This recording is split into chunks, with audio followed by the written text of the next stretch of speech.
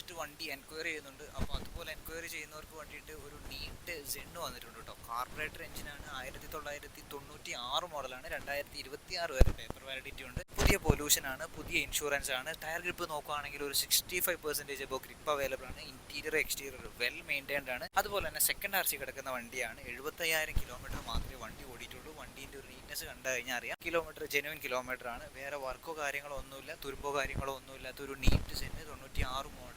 ചോദിക്കണം പൈസ 50,000 രൂപ. അപ്പോൾ താല്പര്യമുള്ളവർ പെട്ടെന്ന് തന്നെ കോൺടാക്ട് ചെയ്യാം. AC അവൈലബിൾ ആണ് കേട്ടോ. അപ്പം ഓക്കെ, താങ്ക് യു, ബൈ.